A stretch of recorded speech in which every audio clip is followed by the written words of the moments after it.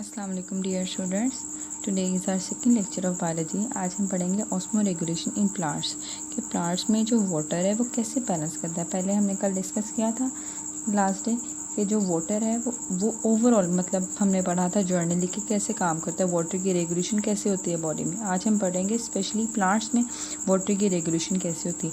अब प्लांट्स में रेगुलेशन को डिस्कस करने के लिए मतलब ऑस्मो रेगुलेशन को डिस्कस करने के लिए थोड़ा सा ज़रा पीछे से हम थोड़ा रिवाइज करेंगे कि प्लांट का जो स्ट्रक्चर होता है जो वो किस तरह का होता है कि बेसिकली वो कैसे काम करता है। उसमें रूट्स होती हैं जो अंडरग्राउंड होती हैं, फिर स्टेम आती है, उसके बाद शूट्स आते हैं, शूट्स के ऊपर लीव्स लगे होते हैं।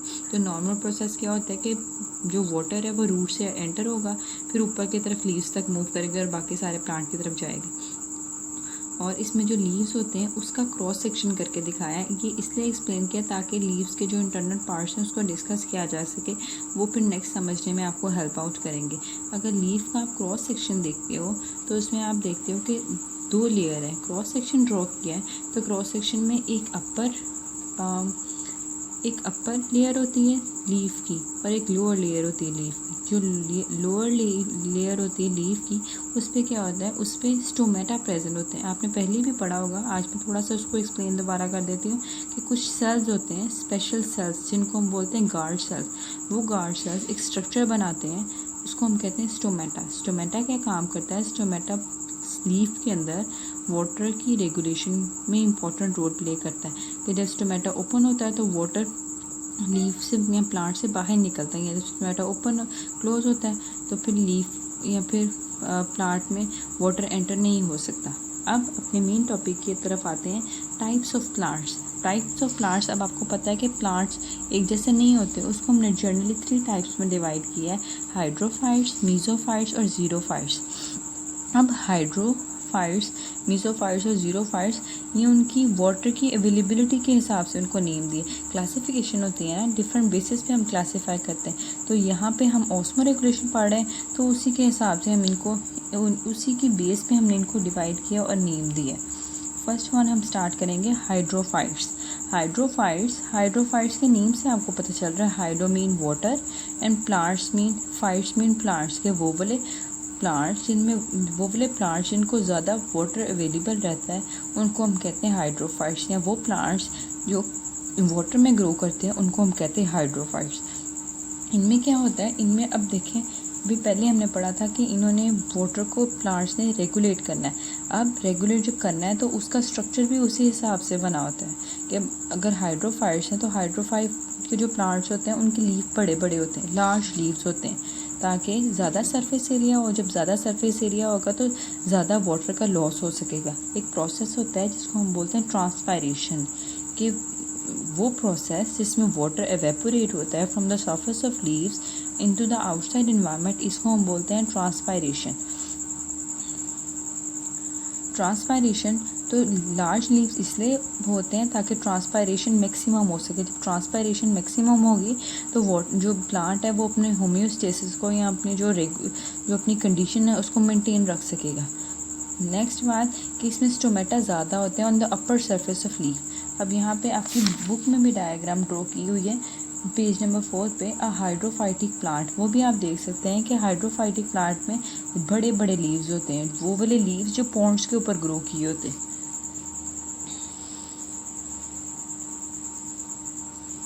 वो लीव्स जब पॉन्ड्स के ऊपर ग्रो होते हैं मतलब जो तालाब के ऊपर बड़े बड़े लीव्स होते हैं उनको हम कहते हैं हाइड्रोफाइट्स। तो यही है कि इनके ऊपर जो स्टोमेटा होते हैं वो ऊपर वाली साइड पे होते हैं, मतलब अपर सरफेस ऑफ लीफ पे ज़्यादा सारे स्टोमेटा होते हैं ताकि ज़्यादा सारे जो एवेपोरेशन या ट्रांसपायरेशन है वो जो वाटर का लॉस है जो वाटर का लॉस है वो ज़्यादा हो सके, जो प्लांट है वो अपना बैलेंस मेंटेन रख सके। ये दोनों एडेप्टेशंस इसीलिए होते हैं ताकि जो प्लांट है वो मैक्सिमम वाटर लॉस को पॉसिबल बना सके। नेक्स्ट है मीजोफाइट्स। मीजो मीन ड्राई या टेरेस्ट्रियल, फाइट्स मीन प्लांट्स के वो वाले प्लांट्स जो ड्राई या टेरेस्ट्रियल एनवायरनमेंट पे रहते हैं, मतलब जिनको थोड़ा वाटर अवेलेबल होता है। वो कैसे के होते हैं, उनके लीव्स स्मॉल होते हैं। जब लीव्स स्मॉल है तो ऑब्वियसली उनका सरफेस एरिया भी कम होगा, जब सरफेस एरिया कम है तो ट्रांसपायरेशन भी कम होगी। ये भी एक अडेप्टेशन है। फिर नेक्स्ट है stomata on the lower surface of leaf. अब आपको पता है कि ड्राई जगह पे प्लांट प्रेजेंट है, उसको पहले ही वाटर कम मिल रहा है, तो वो अपने अंदर से प्लांट अपनी बॉडी से वाटर को लॉस को मिनिमाइज करेगा। तो इसीलिए जो स्टोमेटा होते हैं वो लोअर सरफेस पे प्रेजेंट होते हैं, ताकि कम से कम उसको सनलाइट मिले। जब कम सनलाइट मिलेगी तो ज़्यादा पानी प्लांट की बॉडी में रह सकेगा। इस तरह ये दोनों अडेप्टेशन है जो वाटर की लॉस को मिनिमाइज करती हैं। नेक्स्ट है ज़ीरोफाइट्स। ज़ीरो मीन नो, कि वो प्लांट्स जिनको कोई भी वाटर अवेलेबल नहीं होता, जिस तरह डेजर्ट्स होते हैं उसमें बहुत कम, सिर्फ बारिश जब होती है तब उनको वाटर मिलता है, तो उन प्लांट्स को बोलते हैं हम ज़ीरोफाइट्स। अब ज़ीरोफाइट्स में आपने देखा होगा जो थ्रोन वाले, जो कांटे वाले प्लांट्स होते हैं, इसके ऊपर कांटे कांटे लगे होते हैं, उनको हम कहते हैं ज़ीरोफाइट्स। मोस्टली ये डेजर्ट्स में होते हैं या फिर उस जगह पे होते हैं जहाँ पे वाटर कम होता है, तो इस पर ज़्यादा थ्रोन्स प्रेजेंट होते हैं, मतलब ज़्यादा कांटे होते हैं। इनके जो लीव्स होते हैं वो थिक होते हैं या फिर लीव्स होते ही नहीं हैं, बहुत छोटे लीव्स होते हैं। मोस्टली हम कहते हैं कि इनके लीव्स नहीं होते। इनकी क्यूटिकल थिक होती है। क्यूटिकल मतलब जो लेयर होती है जो अपर सरफेस पे प्रेजेंट होती है वो मोटी होती है, थिक होती है, ताकि जो सनलाइट है वो उससे कम ट्रांसपायरेशन हो सके, वाटर ज़्यादा बॉडी के अंदर रह सके, प्लांट की बॉडी में। और इनके जो स्टोमेटा होते हैं वो लोअर साइड पे होते हैं, मतलब जो प्लांट है उसके नीचे वाली साइड पे प्रेजेंट होंगे। अब एक तो लोअर साइड पे होते हैं, ये अडेप्टेशन। एक अडेप्टेशन ये है कि इनके जो स्टोमेटा होते हैं वो डिप्रेशन में प्रेजेंट होते हैं, कि जो जहाँ से थोड़ी सी गहरी जगह होती है, प्लांट बिल्कुल सीधा नहीं होता, जहाँ से थोड़ा सा डिप्रेशन होता है, मतलब थोड़ा सा अंदर की तरफ को जाता है, वहाँ पे होते हैं, ताकि जो स्टोमेटा है वो छुप के रह सके, वहाँ पे कम से कम सनलाइट पड़े और थोड़ा वाटर वहाँ से लॉस हो सके। हमारा नेक्स्ट टॉपिक है ऑस्मो रेगुलेशन इन एनिमल्स। अभी हमने प्लांट्स को डिस्कस किया था, अब हम बात करेंगे कि एनिमल्स में कैसे ऑस्मो रेगुलेशन होती है। अब कोई भी जब हम चीज़ पढ़ते हैं उसको हम, मतलब जिस तरह एनिमल्स हैं, बहुत सारे एनिमल्स हैं, इसको हम डिवाइड कर लेते हैं या फिर हम किसी भी चीज़ को क्लासीफाई कर लेते हैं ताकि उसको स्टडी करने में ईजी रहे। तो इसी तरह यहाँ पे भी है कि एनिमल्स को, वैसे तो एनिमल्स को बहुत सारी बेसिस पे डिवाइड करते हैं, पर एनिमल्स को हमने यहाँ पे ऑस्मो रेगुलेशन की बेस पे डिवाइड किया है। तो जब हम एनिमल्स को ऑस्मो रेगुलेशन की बेस पे डिवाइड करते हैं तो हमारे पास 2 टाइप्स के एनिमल्स होते हैं। एक वो एनिमल्स जिसको हम ऑस्मो कन्फॉर्मर्स बोलते हैं और एक वो एनिमल्स जिसको हम ऑस्मो रेगुलेटर्स बोलते हैं। ये दो टर्मिनोलॉजी हैं जिसको इसमें हम समझने की ज़रूरत है। अब पहले मैं आपको बताऊंगी कि व्हाट आर ऑस्मो रेगुलेटर्स। अब इनके नेम से पता चल रहा था कि वो ऑर्गेनिजम्स जिनको अपनी बॉडी में वाटर को बैलेंस करने की ज़रूरत पड़ती है उनको हम कहते हैं वो ऑस्मो रेगुलेटर्स हैं। अब इसको हम सिंपली इस तरह से समझ सकते हैं, एग्जांपल के थ्रू समझ सकते हैं। फॉर एग्जांपल एक ह्यूमन है, वो कहता है कि आई नीड वाटर, कि मुझे वाटर चाहिए, and I take that water from diet, कि वो डाइट से वाटर ले लेता है। ठीक है, उसको वाटर की ज़रूरत है, उसने वाटर डाइट से ले लिया। फिर क्या काम होता है, वो कहता है I regulate my water through urination और थ्रू एनी अदर प्रोसेस, कि वो अपने बॉडी में वाटर को रेगुलेट करता है यूरिन के थ्रू, कि बाहर से जब उसने जितना वाटर उसको चाहिए था उसने एक्सटर्नल सोर्स से ले लिया। अगर उसकी बॉडी में वाटर ज़्यादा है तो वो यूरिनेशन से उसको रिलीज़ कर देगा। इसका मतलब ये कि जब भी कोई चीज़ जब भी कोई सॉल्वेंट या मॉलिक्यूल मूवमेंट होनी होती है तो उसके लिए इन्वायरमेंट्स का आपस में डिफरेंट होना ज़रूरी है। तो वो ऑर्गेनिजम्स इनको अपनी बॉडी को रेगुलेट करने की ज़रूरत पड़ती है, इनको अपनी बॉडी के वाटर बैलेंस को रेगुलेट करने की ज़रूरत पड़ती है, उनको हम कहते हैं वो ऑस्मो रेगुलेटर्स हैं। इसलिए ऑस्मो रेगुलेटर्स हैं क्योंकि उनकी बॉडी जो है वो आइसोटोनिक नहीं है, कि उनकी जो इन्वायरमेंट है वो सेम नहीं है। जब सेम नहीं है तो ऑब्वियसली उनको रेगुलेट करना पड़ेगा। तो इसलिए वो ऑर्गेनिज्म जिनको अपनी बॉडी में वाटर बैलेंस को रेगुलेट करना पड़ता है उनको हम कहते हैं वो ऑस्मो रेगुलेटर्स। दूसरी बात इसके ऑपोजिट है कि ऑस्मो कन्फॉर्मर्स के वो ऑर्गेनिज्म, इसमें हम एग्जांपल लेते हैं स्पॉन्जिस की। कुछ स्ट्रक्चर्स होते हैं जो प्रेजेंट होते हैं एक्वेटिक में, मतलब सी में प्रेजेंट होते हैं, वाटर में प्रेजेंट होते हैं। तो ये स्पॉन्जिस क्या कहते हैं, स्पॉन्जिस भी कुछ एक छोटी सी स्टोरी है जिनको हम कहते हैं कि स्पॉन्जिस कैसे काम करते हैं। स्पॉन्जिस कहते हैं हे वी आर आइसोटोनिक। अब कोई चीज़ अगर आइसोटोनिक है तो इसका मतलब उसको वाटर को रेगुलेट करने की ज़रूरत नहीं है। तो इसलिए ये वाली जो टर्मिनोलॉजी हुई या ये वाली जो टाइप हुई एनिमल्स की, ये ऑस्मो रेगुलेटर से डिफरेंट है कि स्पॉन्जिस या वो एनिमल्स जिनको वाटर रेगुलेट करने की ज़रूरत नहीं पड़ती उनको हम कहते हैं वो ऑस्मो कन्फॉर्मर्स हैं। सिंपल, बस आप इसको ऐसे ही याद रखोगे।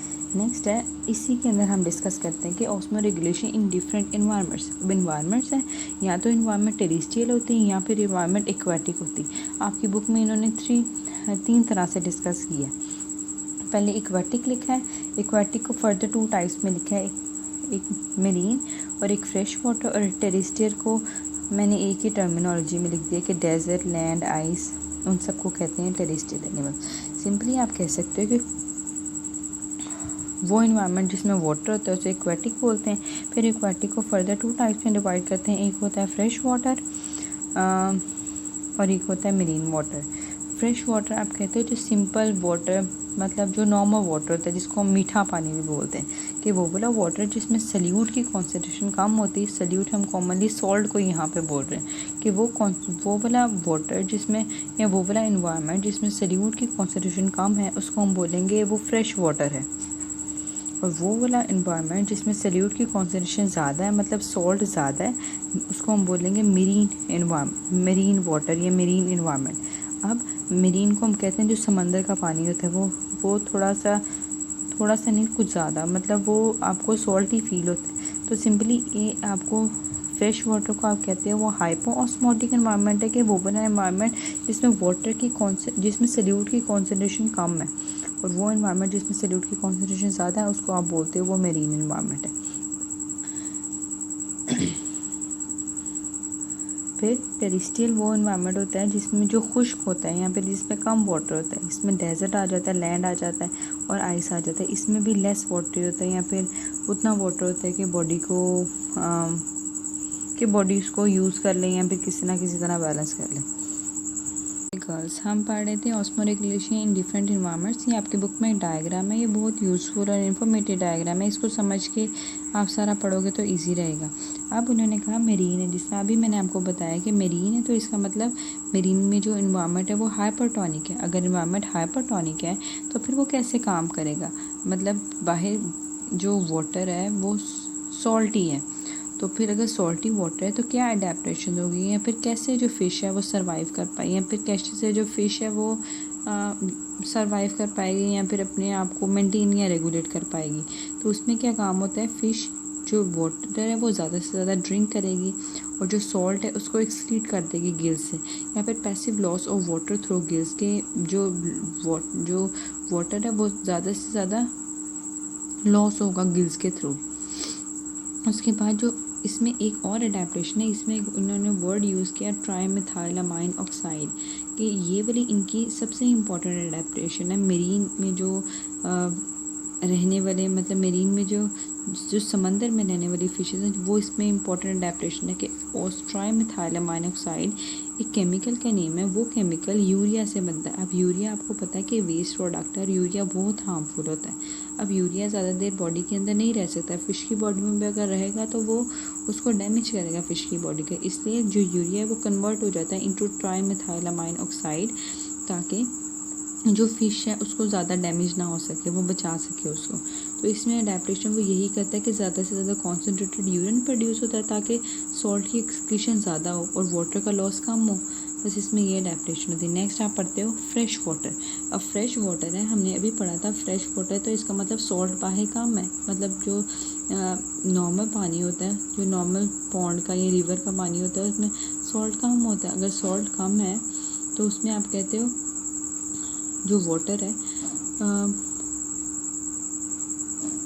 अगर सॉल्ट कम है तो वाटर ज़्यादा हुआ, तो वाटर जब ज़्यादा है तो वाटर ज़्यादा से ज़्यादा, मतलब जो रूल है उसके अकॉर्डिंगली तो फ़िश को ड्रिंक करना चाहिए, लेकिन फ़िश ने अपने आप को अडेप्ट करना है, इसलिए वो वाटर कम पिएगी और जो सॉल्ट है उसको ज़्यादा एक्सक्रीट करेगी अपनी गिल्स के थ्रू। उसके बाद ज़्यादा जो अमाउंट है उस ज़्यादा लार्ज अमाउंट में डाइल्यूटेड यूरिन प्रोड्यूस करेगी, ताकि वो अपने आप को सर्वाइव कर पाए, अपने आप को रेगुलेट कर पाए। फिर नेक्स्ट आप पढ़ते हो फ्रेश वाटर, कि फ्रेश वाटर में कैसे, नेक्स्ट लास्ट है टेरेस्ट्रियल एनवायरनमेंट। टेरेस्ट्रियल एनवायरनमेंट में क्या होता है, टेरेस्ट्रियल एनवायरनमेंट में सिंपली वो वाले ऑर्गेनिजम्स आते हैं जो ऑर्थोपॉड्स होते हैं। ऑर्थोपॉड्स मतलब वो ऑर्गेनिजम्स जिनकी 4 लेग्स होती हैं, उनको हम कहते हैं वो ऑर्थोपॉड्स हैं। तो ऑर्थोपॉड्स में इनकी क्या अडेप्टेशन होती है, एक तो ये अडेप्टेशन होती है कि इनके इनके ऊपर एक वैक्सी एक्सोस्केलेटन होता है। इनकी मतलब जो लेयर होती है, जो बॉडी होती है, उसने कवर किया होता है एक हार्ड एक्सोस्केलेटन को, ताकि कम से कम वाटर लॉस हो सके। जो खुश्की पे रहने वाले होते हैं उनमें यही प्रॉब्लम होता है कि उनमें डिहाइड्रेशन ज़्यादा हो जाती है, तो ये चीज़ उसको प्रोटेक्ट करेगी। और कैसे ये अडेप्ट करते हैं, एक तो इनकी बिहेवियर अडेप्टेशन होती है कि जब गर्मी ज़्यादा होती है तो वो उस हिसाब से अपने आप को कवर कर लेते हैं या अंदर वाली जगहों पे रहते हैं। उसके बाद ज़्यादा से ज़्यादा मॉइस्ट फूड खाएंगे, पानी पिएंगे, ताकि जो लॉस है वाटर को उसको कंपनसेट किया जा सके। फिर यहाँ पे आपकी बुक में एक एग्जांपल गिवन है कि एक मैमल है, कुछ डेजर्ट मैमल्स जिसमें कैंगरू रैट आता है, वो कैसे फीड करता है। वो बहुत दिन तक बगैर पानी पिए रह सकता है। कैसे रह सकता है कि वो डेजर्ट में कुछ प्लांट्स होते, कुछ सीड्स होते हैं, उसमें ज़्यादा अमाउंट में कार्बोहाइड्रेट होते हैं। जो कार्बोहाइड्रेट है, जब उनका मेटाबॉलिज्म होता है तो उससे वाटर प्रोड्यूस होता है। तो इसी तरह जब वो सीड्स खाएंगे तो वो काफ़ी देर तक सर्वाइव कर पाएंगे। ये अडेप्टेशन है कि उन्होंने फूड ईट किया और अपने आप को प्रोटेक्ट कर लिया ताकि वो डिहाइड्रेट ना हो पाए। फिर टेरेस्ट्रियल एनवायरनमेंट, टेरेस्ट्रियल जो एनिमल्स होते हैं वो ज़्यादा कॉन्सेंट्रेटेड यूरिन प्रोड्यूस करते हैं कि मैक्सिमम वाटर को कंजर्व कर लेते हैं, रख लेते हैं बॉडी के अंदर, ताकि जो वाटर है उसको बैलेंस किया जा सके। फिर यहाँ पे एक टर्मिनोलॉजी लिखी है जिसको बोलते हैं एनहाइड्रोबायोसिस, कि टेरेस्ट्रियल एनिमल्स की वो वाली एबिलिटी जिसमें वो डिहाइड्रेशन को टॉलरेट कर लेते हैं और अपने आप को और अपनी जो बॉडी है उसको प्रोटेक्ट कर लेते हैं। इस चीज़ को हम कहते हैं, इस कैरेक्टरिस्टिक्स को बोलते हैं एनहाइड्रोबायोसिस।